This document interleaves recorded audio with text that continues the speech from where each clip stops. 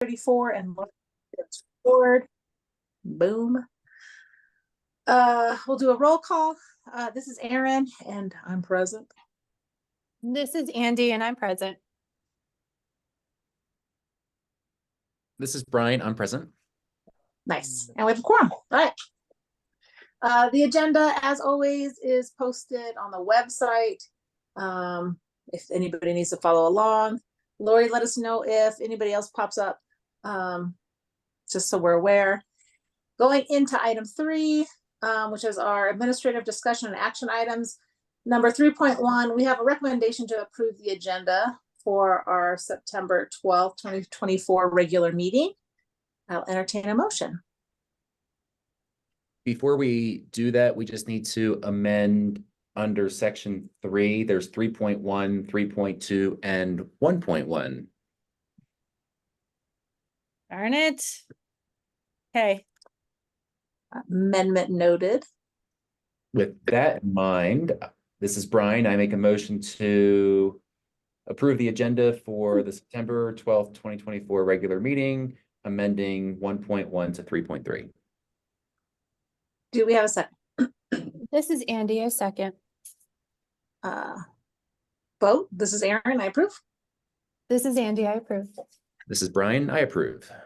Motion passes. Item 3.2, we have a recommendation to approve the minutes from the August 21st, 2024 regular meeting. I'll entertain a motion.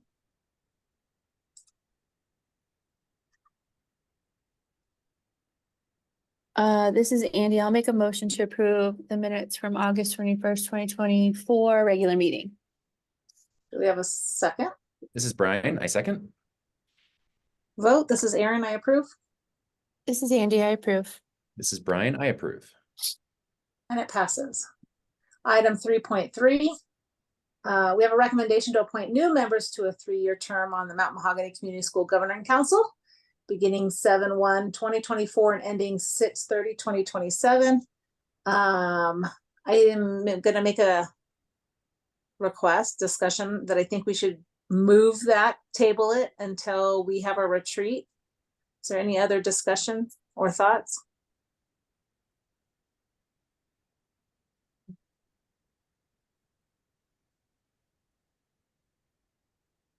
Lori, my understanding is that we have to have a full board by the end of September. Is that right? I asked the school lawyer and she said the charter school law gives you 45 days to bring your board up to its full allotment. And if you fail to do so within 42 days, the PED could step in to appoint another member. Okay. Do you know what our 42 days are? 45 days. I do not. I'm not sure when they start counting, if it's from the first day of the school year or the first day of the fiscal year. Okay. Sorry, I have Sawyer popping his head in here. He still wants to be at Mount Mahogany. Brian and I, we've talked about trying to get a retreat at the end of the month. And so do you think we'll be okay if we did that, Lori? I mean, Yeah. if we're in violation, then there might be a consequence, but you know, I don't see anybody here to appoint, so I think we don't really have a choice but to move Okay. it. Okay. Then I make a motion to table item 3.3, the recommendation to appoint new members. This is Andy, a second.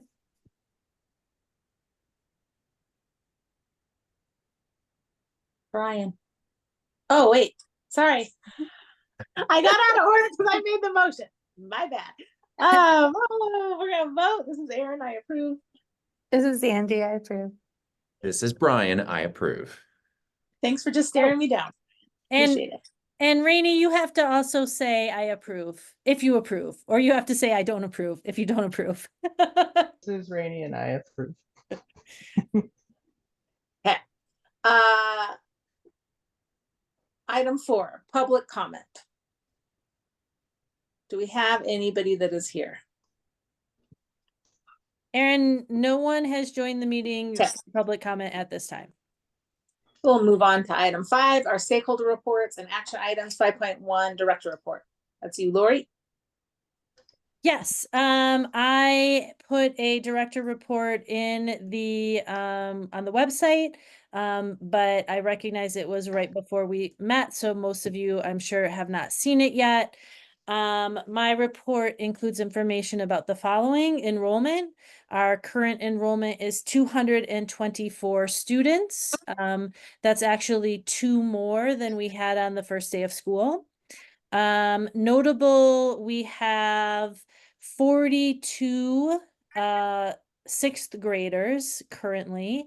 That's more than double the number of eighth graders we have, which is 20. So in our middle school, it's just heavily weighted towards younger students, many, most of whom are new to the school. Not well, yes, most out of the 42. Other than that, all of our classes are at capacity except for first grade. That still has a couple openings in first grade. Any questions about enrollment? We did have 227 students last year as our funded average of the 80th and 120th day. So we'll see if we can equal that again this year. We do have students on our post-lottery waiting list, so it's a possibility. In special education, we have 73 students with IEPs. That's excluding gifted students with IEPs. As far as a percentage of the school, that's about 32.5%. Expect it to grow as more students receive IEPs through our work with our student assistance team.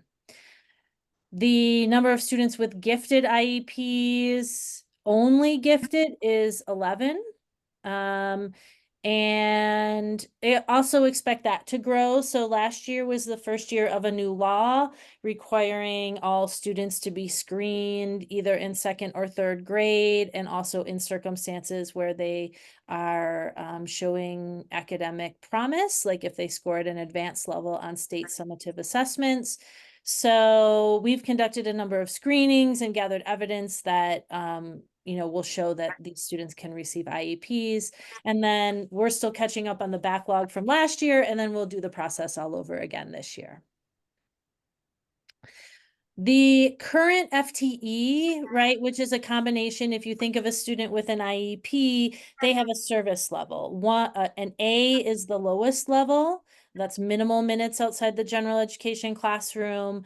B is under half the day. C is over 50% of the day, and D is almost all of the day. Each of those have like a numerical factor that you multiply by that IEP. So our current FTE equivalent is 3.46.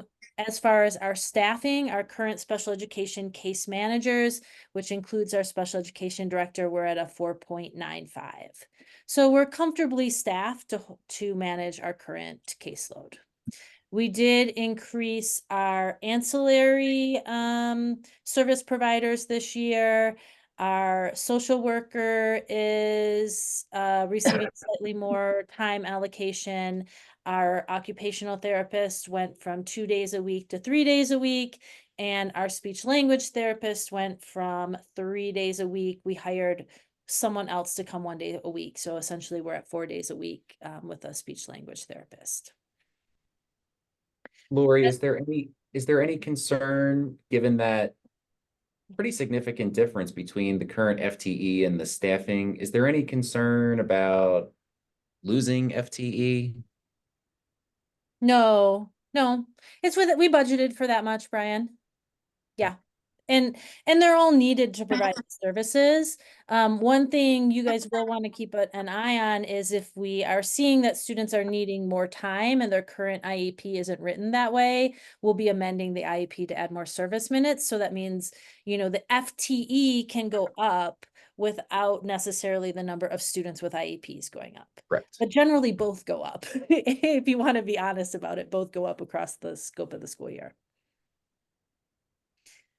What did we budget FTEs for special ed? What we have. Sure. Yeah.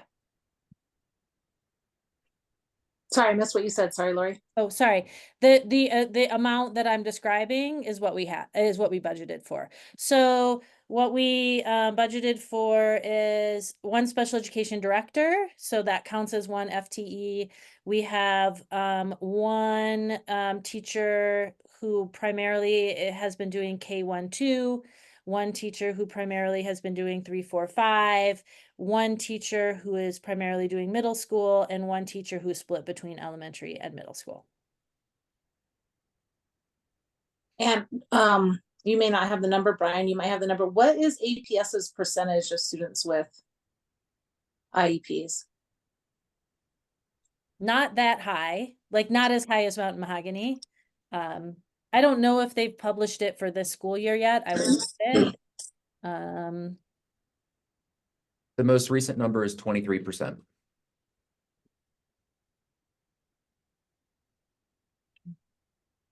And that was, so that's 40-day last year.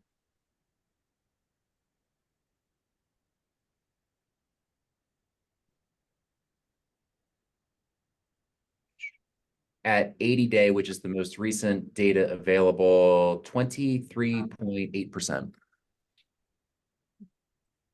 Lori, does the fact that we serve such a high special ed population, is it ever acknowledged by Joseph Escobedo or anybody else?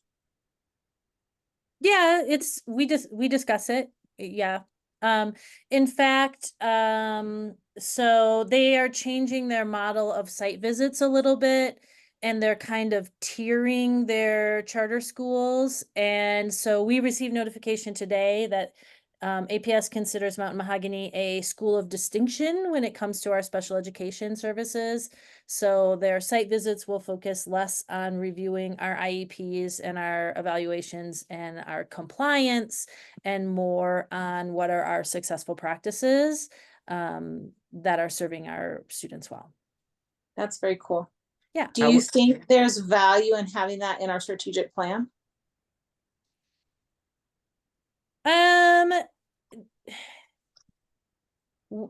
Having what exactly in our I strategic don't know. That's Okay. not my expertise. I'm gonna look at you and Brian. I'm like, hey. Yeah. We have a meeting tomorrow. I can certainly add it to the agenda. I just think, I mean, I think it's been kind of percolating like this for a while. Mhm. And I do think it's an element of kind of badassery at Mount Mahogany. And so Mhm. I don't know if maybe it's something that we need to just acknowledge in some way, right? I don't know. I would say, my opinion, when I have conversations with Dr. Escobedo in my day job, it comes up in conversations. And when I talk about my position on this board, I brag about it. I wonder about what that would look like in the strategic plan, though, given that students who qualify for special education services, I mean, the services are required by federal law. Mhm. So I would wonder just what that would look like outside of, we have a high student population and we meet their needs. I don't know. We will discuss it though. But yeah, it is a thing to be very proud of, like, Yeah. and that our community does that, and also that you guys do that as the governing council, right? That you're seeing the value in the work we're doing with all kinds of students. Well, Lori, like I said, I always brag about it. And it also, just from a broader perspective in terms of the charter space, the charter world, it helps to dispel misconceptions about charter schools as well, talking about the population that the school serves. Yeah. And Joseph and I had a candid conversation about it recently, actually. In that I think I see us like leaning into it, right? Like we know it's not easy sometimes to serve students with learning disabilities or other kinds of disabilities, but the rewards are so great, right? Like not just for the student, but for our whole community. So anyway. No. Leora says her connection is not working very well, and she's only gotten a third of what you're all saying. Sorry, Leora. We are recording, so you can catch up with us later.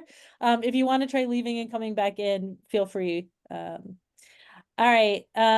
Moving on, we talked a little bit about HR from the special education perspective and how we've staffed up a little bit in that area. We are still hiring 2 educational assistants at a minimum. That's what we need. Right now, we're a little thin in that area, and it challenges us as far as covering people when they're out and providing all of the extra support that we just talked about that kids sometimes need. So I'm recruiting for sure. If you want to pass the word, I happen to think it's a great place to work.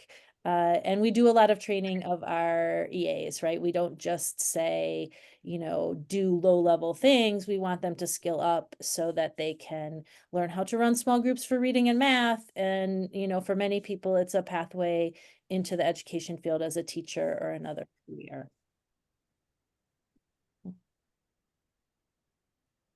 Outdoor learning. Middle school recently completed a 2-night, 3-day camping trip with Cottonwood Gulch. So that was last week. They were off campus Wednesday, Thursday, and Friday. About 2/3 of middle school students participated in the overnight.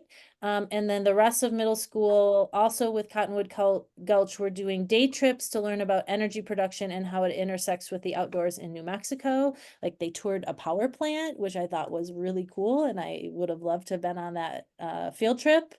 So, that's just kind of connecting back to our strategic plan and our mission specific goal around outdoor learning. And then also Lauren Scott, who is our kindergarten teacher, she was accepted into a federally funded research program called Learning in Places. So she'll be going to a 3-day out-of-state training with teachers from other states. I think Louisiana is one of the other states, as well as New Mexico. And she'll be bringing those learnings back to our community, which is really exciting. And Lori, when that happens, either through Leora or through you, could we learn about her participation in that project? Absolutely. And I will also pop a link in. It says, we are a collaborative network of educators, families, and community partners working to cultivate equitable, culturally thriving, social, ecological systems learning and ethical decision-making using field-based science education in outdoor places, including gardens for students in pre-K through 5th grade. Nice. Do the middle schoolers do another camping trip next semester too? It'll be at the very end of the year. Yeah. In June. Yeah. I also want to report that I hear we have a very happy gardening teacher right now. Yes. Our outdoor learning on campus is supposedly taking shape with new areas and buildings and loveliness. So, yes, we've made a lot of facilities investments. So we had a little shed in the kinder playground that at one time I think that they may have used as like a playhouse, but it was being used most recently as a storage shed. So we cleaned that out and air conditioned it. So now our gardening teacher has a air conditioned office, which, when you're spending all day outside is a really important thing. And a better place to store all of her materials. And then we also got a grant last year where we were able to build a beautiful extension to our covered deck in the garden. So when students are going to gardening class, there's going to be a lot more seating and a lot more shade, which is, it's just going to help us meet that goal of kids participating in outdoor learning and finding it fun and rewarding, as opposed to like wiltingly hot and can I go back in my classroom? right. I think it's awesome. Cool. All right, a few more things in my report. Academic data. So I uploaded academic data from grades K-2 in reading and math that we gathered via iStation. This is our state required assessment tool. It's given beginning, middle, and end of year, and then also monthly to monitor progress for students who need that. The comparison reports show that Mountain Mahogany is surpassing state and district averages in iStation at the beginning of the year. For example, if I pull this up in reading, hold on. We had 14% of our students at the lowest level, so below the 20th percentile. APS had 38% and the state had 34%. Conversely, at level 5, above the 80th percentile, Mountain Mahogany had 23%, APS had 15%, and the state had 14%. And that's reading. So I'll just let you guys pull those up out of the website if that works for everyone, so I don't have to read that to you. Lori, quick question. In your report, you mentioned grades K-2, but we do K-3 in reading, right?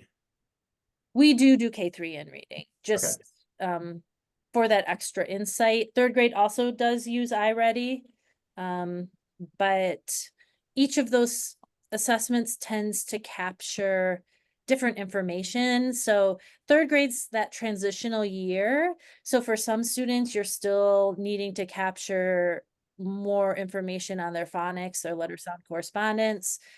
Whereas iReady doesn't capture that as much, it moves more on to vocabulary and reading comprehension. And the results that those two assessments produce mean different things. Yes, correct. And you know, tell you students need different interventions. Right.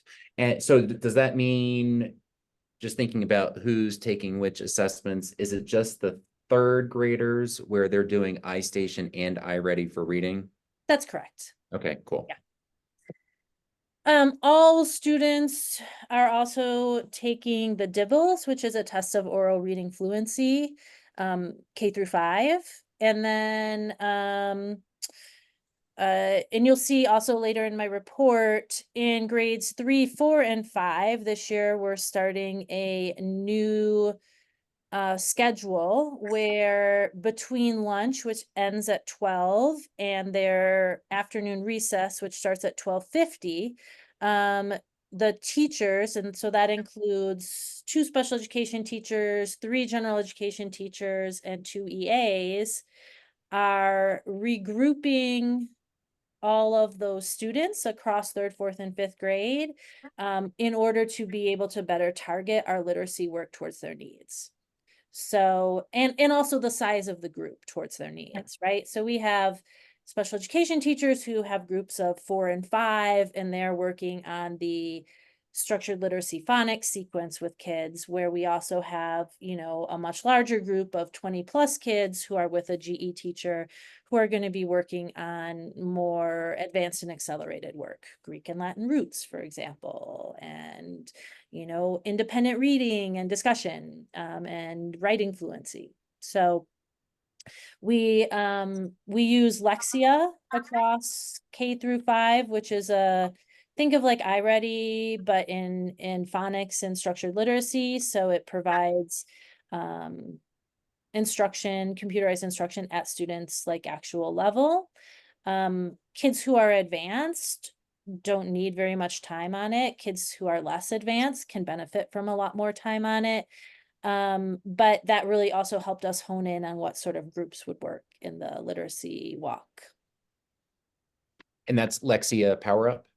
Yes, that's correct. And so are you guys intending on having this literacy walk throughout the year? Yes.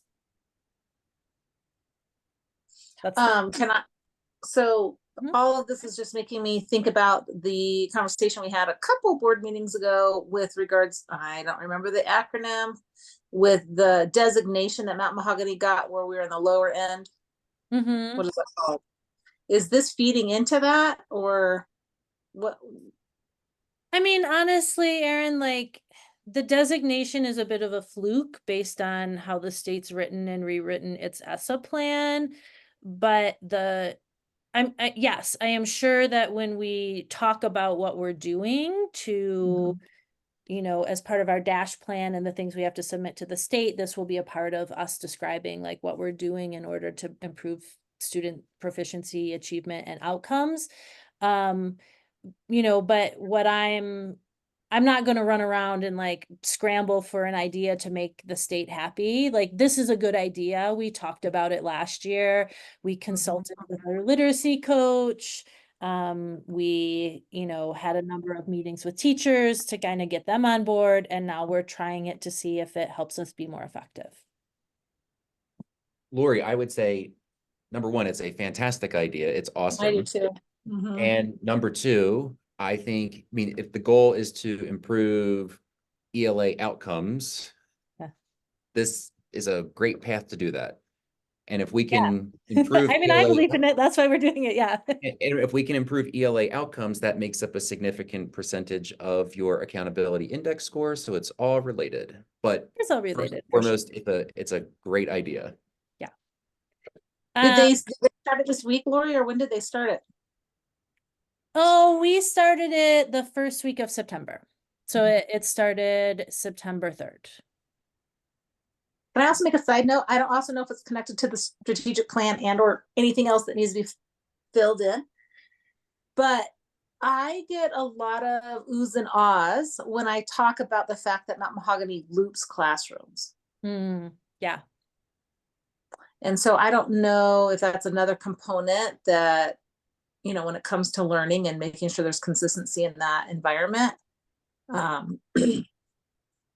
there might be something there too, but yeah, that's actually interesting. I'm glad you brought that up, Erin. Never really talked about it, but probably in the last, I don't know, one or couple months, every once in a while you get this thrush of like, where are your kids at? And I say, and then they ask about it, and sometimes the kids are there and they pipe up, oh, I've had that teacher for 2 years in a row, right? And they're like, what are you guys doing over there? And I think it's similar to what you're doing this literacy walk, right? Like you're trying to really have the same set of eyes kind of on them and monitoring them, over time. I don't know, something else that you guys might want to highlight or use or do something with that. But I made a note. I've made a note as well. It was random. Sorry. No, it's fine. We're meeting tomorrow, so it's the perfect time to. It is the perfect time. Yeah. So going to Erin's question about like designations and student proficiency and how the school is measured based on student proficiency, right? Like one challenge, and it's not just a challenge for Mountain Mahogany, but one challenge is that you're trying to improve on the previous year's performance with different kids, right? Like it's a flowing river of kids through your school, and they take a snapshot at the certain time and ask you to do a comparison. So this is just some data that points up the challenge for Mountain Mahogany and for all schools regarding that.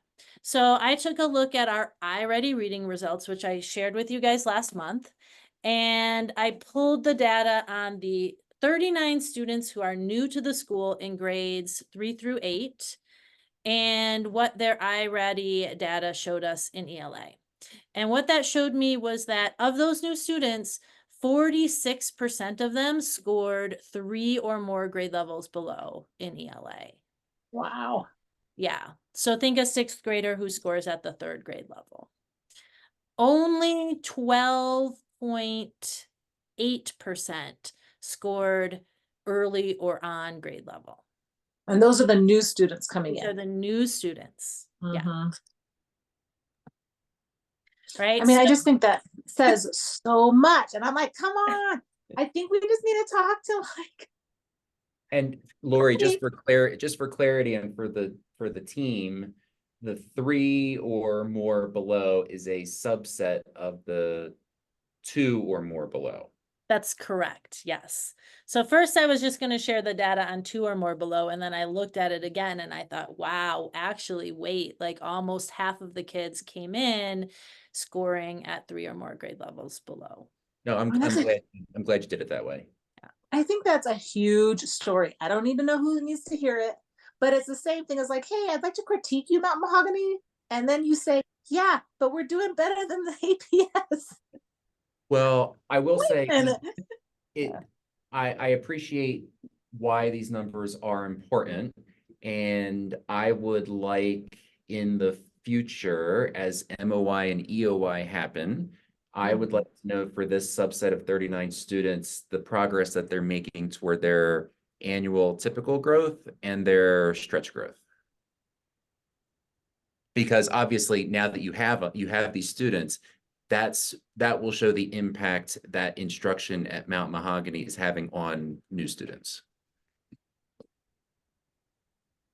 Yeah. Yeah. Absolutely. crazy. Yeah. So, Well, I mean, I think right, I like what mentioned, Brian right? is talking about is like that metric on iReady lets you know how much progress they're making towards reasonable growth for a student who's at their level. That is not what state proficiency tests tell you, right? Like Right. if those you're being measured against a yardstick of, hey, this is what the state says proficient is in this subject. And so it Right. doesn't really, matter where the student starts at.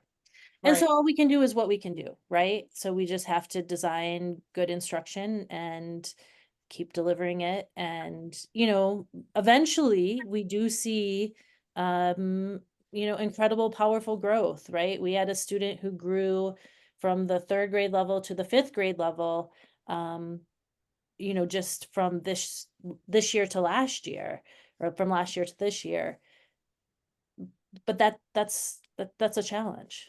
And sometimes I find it often takes them a year to like get into gear as learners here. So I really work hard to keep the families and the students like to stick here because they're going to get the most benefit if they stay multiple years. Right. Well, I'm really glad you did the deep dive. Thank you. Deep dive. Yep. Deep dive. Just a little bit more information. Sorry. I feel like I'm taking up too much time. And maybe Mary can answer questions about this later, but Mountain Mahogany is moving to become our own Medicaid biller instead of going through a regional educational cooperative to do that. It's kind of a pain, but ultimately making that switch will bring more funding into the school.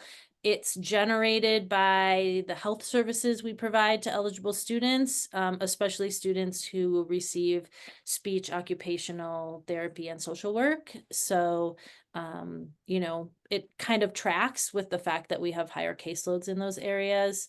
And then finally, just a note that we have our enhanced gifted program has finally started. So we are serving about 12 middle schoolers through a gifted elective that meets twice a week during the elective period, and about a similar number of elementary students who are either going Wednesday, Thursday, or Friday during the elective period, depending on their preference. And who's teaching that, Lori? Laura Sanchez, who is one of our special education teachers, is teaching the 3rd, 4th, and 5th. And Kira, who's also a special education teacher, Kira Allen, is teaching the middle school gifted elective. Do they have gifted endorsements? The only person on campus who has a gifted endorsement is me, so I carry the caseload, but they can provide the instruction. Trying to think how many years have we gone without that, Lori? I think Bethany All was of the last one. Erin, all of the years. But I'm just saying that the gifted class, I think Bethany was the last one. Yes, Bethany was the last one, and so That was when Sawyer was, yeah, so 4 years ago. 4 years. Yeah. If we could Four. put, Yeah. if we could put a pin in an idea, I mean, before I transitioned out of the classroom, I was pursuing my gifted endorsement, and the class, like the class work, even though it's a lot of work, Mhm. 12 credits plus a praxis assessment, the coursework, at least at CNM, was really good. And I just good. wonder if we can figure out a way to, I don't know, provide an incentive for any staff member that wants to pursue that. I mean, it's a time commitment and also money, but if we can brainstorm, I think that would be a good idea. Yes, I'd love to have more I support gifted that. endorsed folks on campus. I would like the state to make it a little bit easier to get gifted endorsed. I think that would be wonderful, but in lieu of that, we will see what we can do as far as developing that. Great. That concludes my report to the governing council. I stand for any questions that haven't yet come up.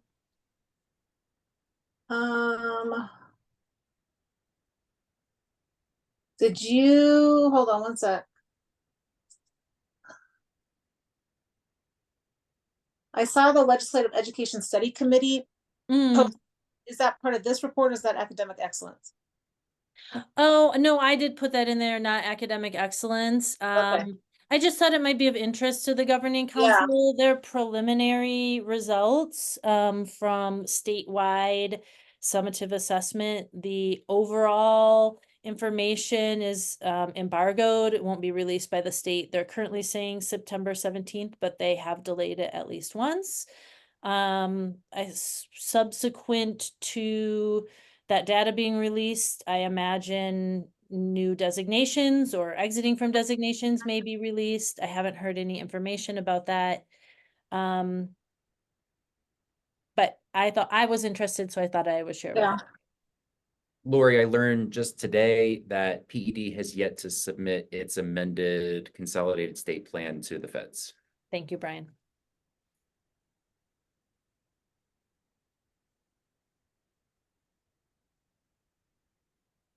All right, are there any other questions for Lori? We'll move on to 5.2 in the teacher's report, if we can.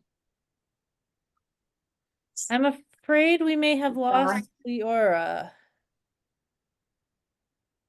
She says, she texted and said, my apologies to the board. I have tried 2 different computers and my phone and have no success in staying connected. Was there a written report this month? I didn't see anything on the website. I did not post anything. If Leora did say she had one and she was going to send it to me, but I'll have to make sure that it's not hiding in my email, Brian. Would you mind either, if you post it, can you send us an email? I just want to make sure we respect the time that she put into that. Absolutely. Thank you. And if you can get it now and post it on the website, we can loop back, Lori. Yes. So 5.3 is our family council report. I don't know if we have anybody running family council.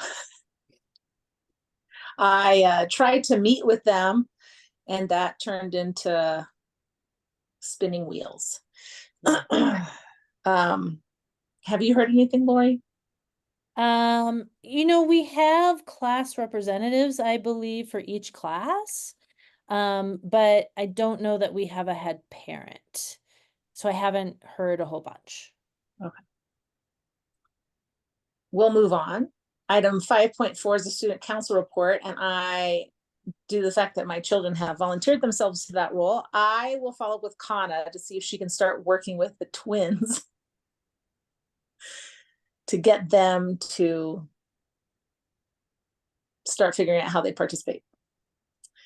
That puts us into item 6, the finance committee. I'm sure it's Mary and Elizabeth's turn. Elizabeth's going to start. I do have to tell you that I just received a text from Baylor who Hey, it said said on our board. he is at a new chart. He's at a charter school again. He was texting me to see if he could call me and ask me questions. He does this all the time. And I was like, I'm at Mount Mahogany's GC. And he said, oh, I'll just call into the GC meeting. I'm like, and he's like, no, not really. I'm like, that's so Baylor. Yeah. But I had to just tell you, he said to say hello to everybody. Oh, tell him we said hi. I haven't seen him in 10 years, probably. I think he stopped in at the school this summer. He did about a month ago, so He it was nice did? to see him. I wasn't there, but Yeah. So can you hear I me think- okay? I think Elizabeth is going to do most of it. Yes. And I think Okay. I just, she posted the report, so hopefully you've all had a chance to look at the report. go for it, Elizabeth. So, okay.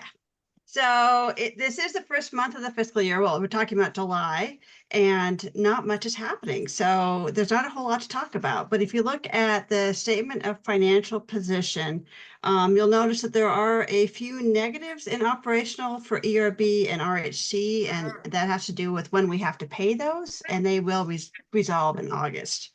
And there is also one negative in fund, the 27,583, and that was the last RFR that came back from fiscal year 24, and we did get it in early August.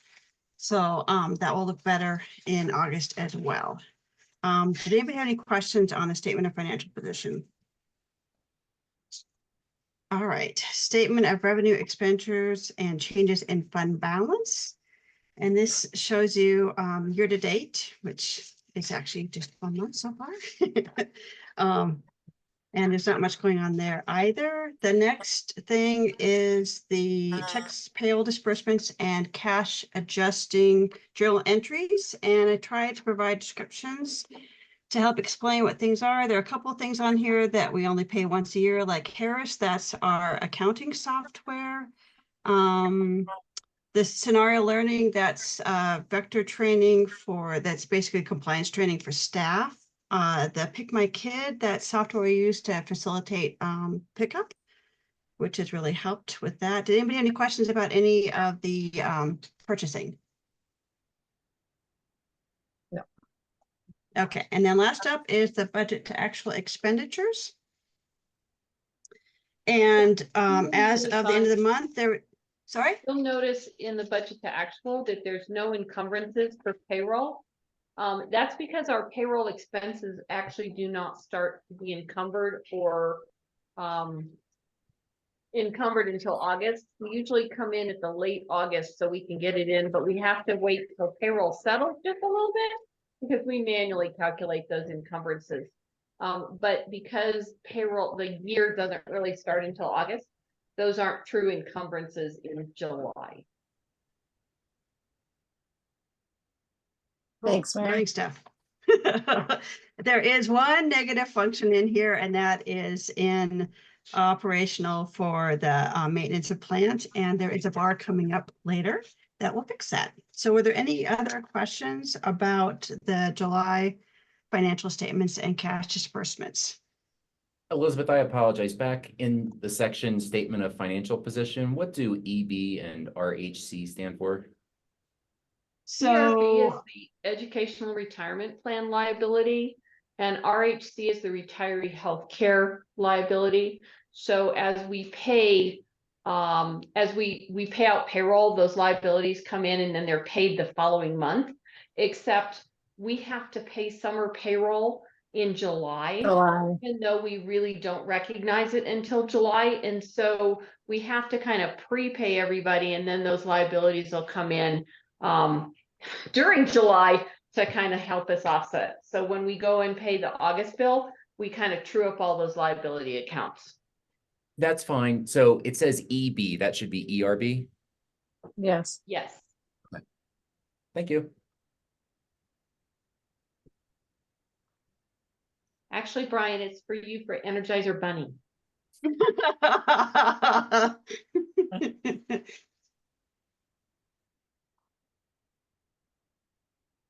So with that, we respectfully request that the GC approve the financial statements and cash disbursements for the month ending July 31, 24.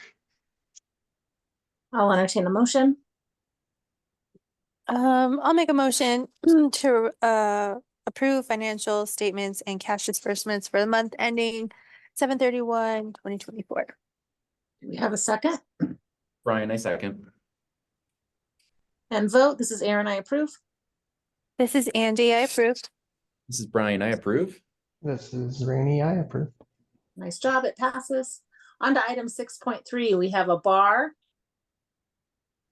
So I'm So- gonna talk a little bit about the SEG bar. So there was a lot of pressure on PED when they gave us an increase for fiscal 25.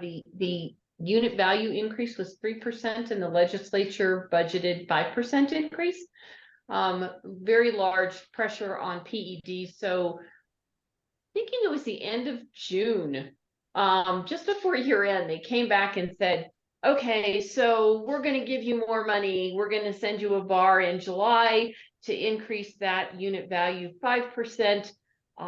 And so we'll let you know what that is. So this bar is basically that 5%. But when I adjusted the number of units for the increase in unit value that they gave us,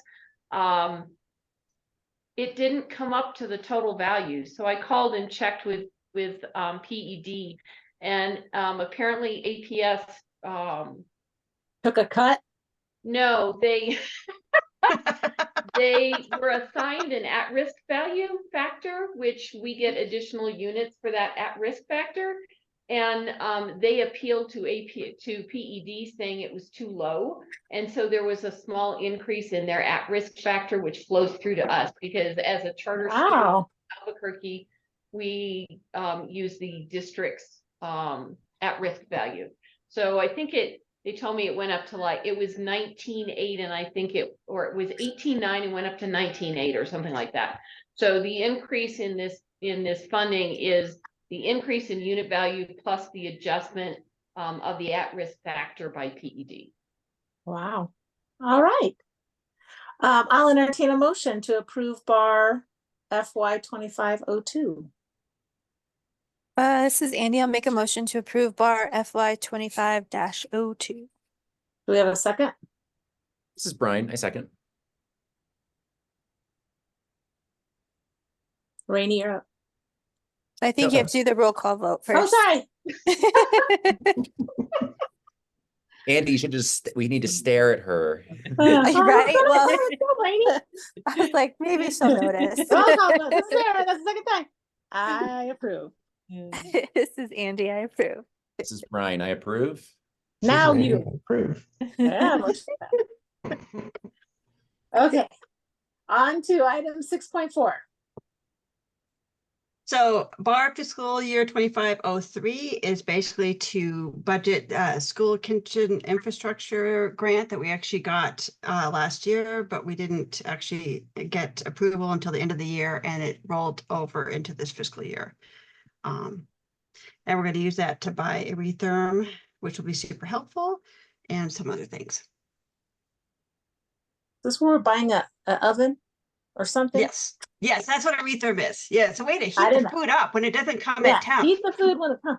That's the kid's main complaint. I don't want cold chicken. This will help. All right, I'll entertain a motion. This is Brian, I make a motion to approve bar FY 25-03. Do we have a second? This is Andy, I second. Now we're gonna vote. This is Aaron. I approve. This is Andy, I approve. This is Brian, I approve. This is Rainey, I approve. And that passes. Item 6.5, we have a recommendation to approve purchases and give the director permission to sign contracts over $15,000. Did we already do this? Not No. today. Not today. Not this All right. GC meeting. So So Lori, did you? Oh, go ahead. Elizabeth, can you give us an update on the precision cleaners? Yes. So the GC approved at the June meeting, spending up to $55,000 for janitorial services. But we also did need to do some summer cleaning and a deep clean, which wasn't included in that. So we would like to request to add additional $4,999 so that we can keep it under the $60,000 threshold. Requires a request for proposal. So we're going to come in at $59,999. So right now we won't need quite all of that, but I wanted to give us a little bit of a cushion. So Okay, I'm sorry. I assumed this was just a general approval of her right to purchase. So Same. you're saying No. that there is a contract. yes, Okay, is there a contract posted somewhere? Or so what happened is that you guys approved the 55,000 for the janitorial services, and we have a PO for that. And then we did a separate PO for the summer cleaning. But to do full disclosure, I just wanted to make sure that you were aware and approved the full expense for this vendor. okay, so I'm just doing an additional 5,000, or this is Yes. okay. Additional $5,999. So an No, additional 4,000, 4,900. and if we do 5,000, it's too much. So it's 4,999. Okay, so do an additional 4,099 to the purchase order that we already agreed to Yes. Lori signing for the cleaning Yes. services. Okay. Yes. Because Yes, I do not. and Karen, I apologize that that agenda item was poorly written. That's okay. That's why I was like, didn't we do this already? Oh, yeah, we Yes, did. you did. We did. Okay, Yeah. we're on it. So I'm a little worried about, because my reading of this matches Aaron's, where this was like going to be a blanket approval for, say, the fiscal year. Mm. But it sounds incredibly specific, and that specificity isn't in the agenda. So I'm worried about that. correct. I mean, if you're I don't know as far as Open Meetings Act, how specific versus non-specific the agenda item has to be. We won't exceed, obviously, spending $50,000 with this vendor by the time of our next meeting. So we could certainly put it back on the agenda for the next meeting with a more specific agenda item, if you would feel more comfortable. But now you are aware that our intention is to spend more than we previously approved with this vendor in order to do all the cleaning that we need. And part of the reason the expenses went up is that we did the summer literacy program over the summer, and we hosted an RGEC summer program. And so we needed to do some minimal, at least, pulling of trash and upkeep of the campus in order to have these programs going on over the summer. That sounds great. I forget at which meeting we approved that, but my hunch, I mean, I could go back, but my hunch is that there was a specific. There was. So there always is. agenda. So I would want something similar on hopefully our next meeting agenda, but that would be my preference to go in that direction. Yeah, I mean, I think that the goal of the Open Meetings Act is so people understand how monies are being spent and where they're being spent. And so, yeah, I'm going to be in agreement with Brian.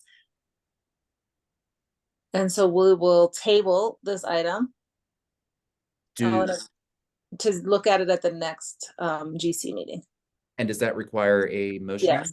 Okay, so this is Brian. I make a motion to table the discussion action item 6.5, the recommendation to approve purchases and give director permission to sign contracts over $15,000. Do we have a second? This is Andy, I second. We'll vote. This is Aaron. I approve. This is Andy, I approve. This is Brian. I approve. This is Rainey. I approve. Motion passes. 6.6 is a discussion on our next finance committee meeting, and that will be. Oh, so I'm glad you mentioned. Normally we meet the Monday of the week of the governing council meeting. Our next governing council meeting is supposed to be October 10th. But that's during conferences / fall break. I will be out of town. I will actually be on the San Juan River. I will not be able to participate on October 10th. So I'm wondering if the governing council would be comfortable moving that meeting to the 17th. And that would put the finance committee meeting as the 14th of October. It works for me. It works for me. Yeah, that's fine. Yeah. Okay. Okay, I'll send the calendar invite then for the 17th. And the finance committee will be the 15th, 14th, 14th. Does that work for you, Andy? The 14th? Yeah, that's fine. Okay.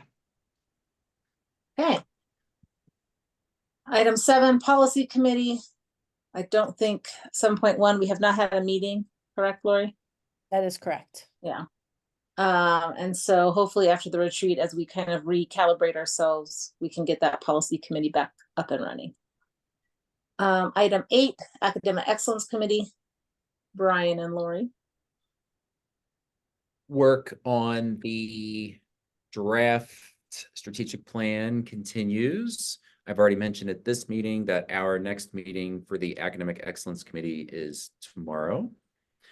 And we are just thinking about what the final product is going to look like, what needs to be included in that, and other related documents. One of the things that I want to talk about tomorrow is when to bring this to the GC. And one of the things that we talked about was at the retreat that are going to talk about later in this meeting. But I'm just thinking about, since our last meeting, I mean, we're just moving along. I'm excited. I am. So for just a reminder and to get Rainey up to speed, strategic plans underway, but then we have the renewal with Joseph, right? Is that following after we're done with the strategic plan? Is that working at the same time? And when is that happening?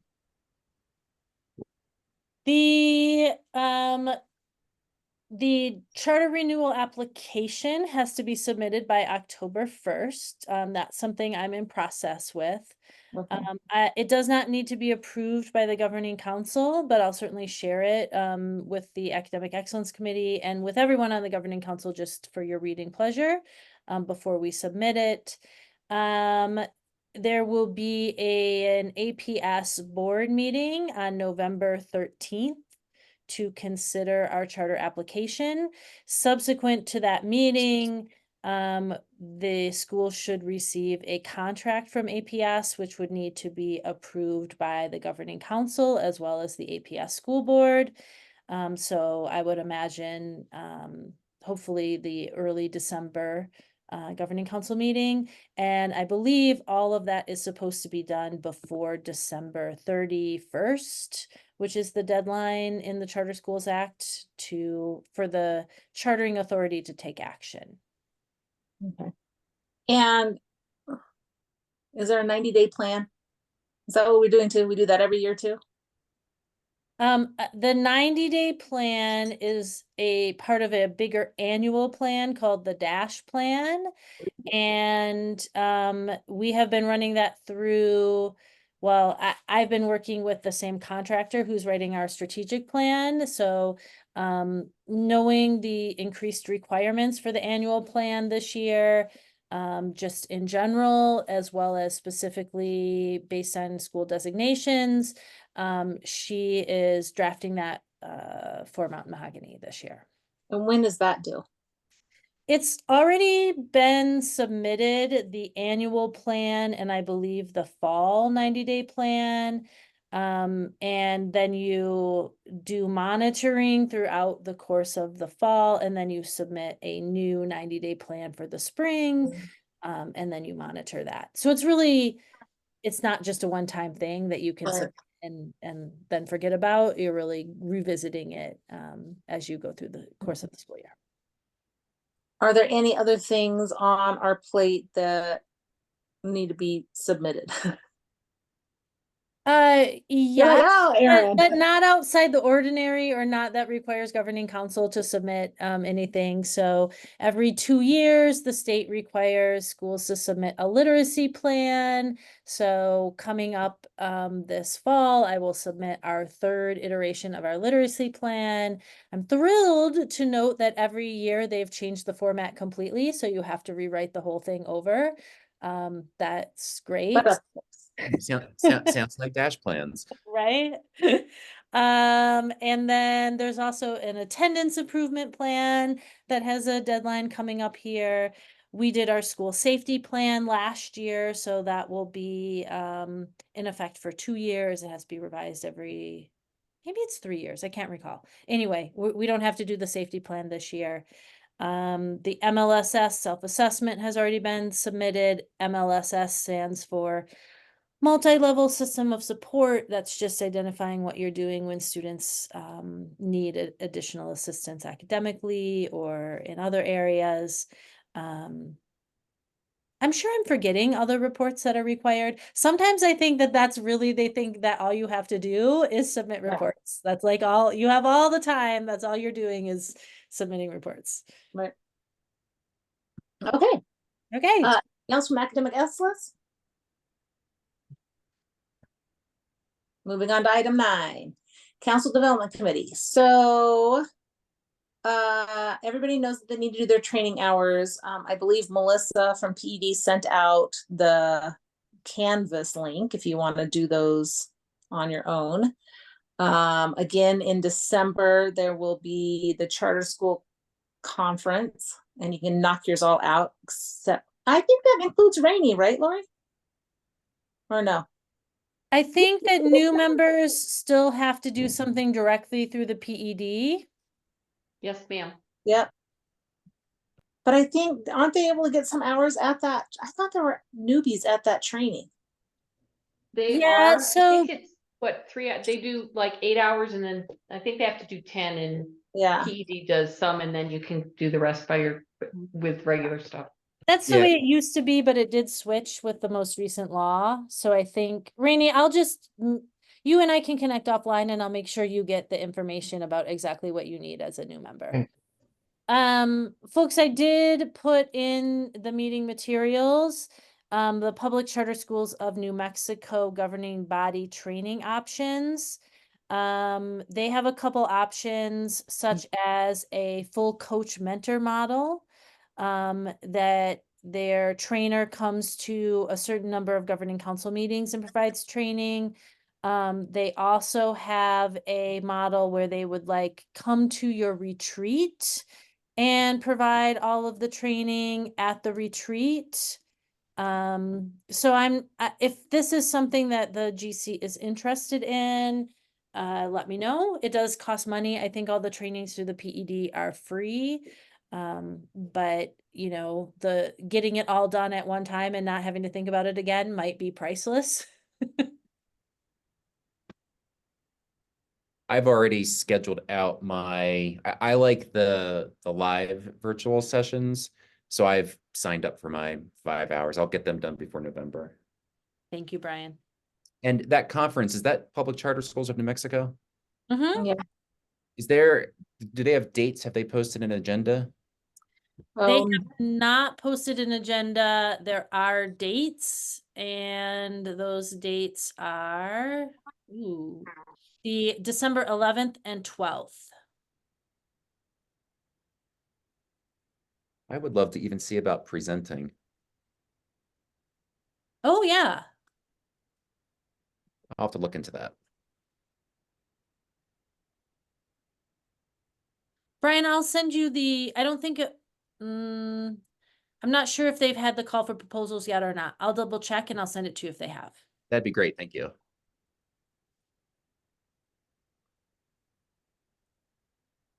All right, so item 9.2, recommendation to nominate and elect officers, committee chairs. I'd like to table this item as well for the retreat. I'll entertain a motion. This is Andy. I'll make a motion to table to nominate and elect officers and committee chairs for the 2024-2025 school year.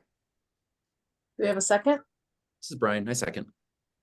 Vote. This is Aaron. I approve. This is Andy. I approve. This is Brian. I approve.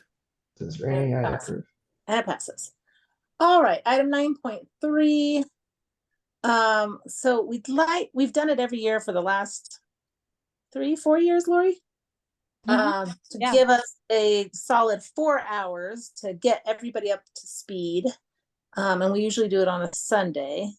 And so I don't know what everybody's Sundays for the rest of September look like. And I don't even know if September still works for everybody. Does anyone have Well, any thoughts? I think that's 2 Sundays left, right?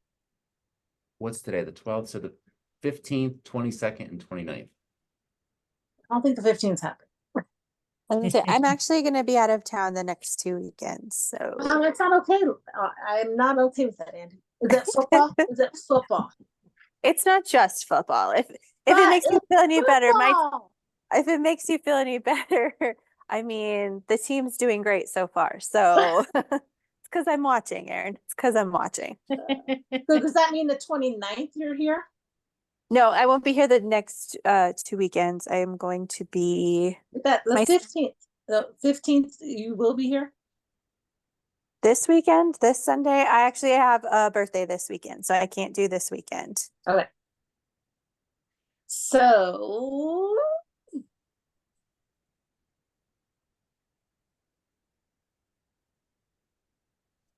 So if we had it, you're okay with us appointing you to wherever, right, Andy? To wherever, what do you mean? I'll just say that you're going to be the chair.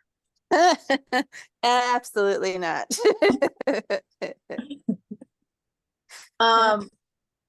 Aaron, Yeah.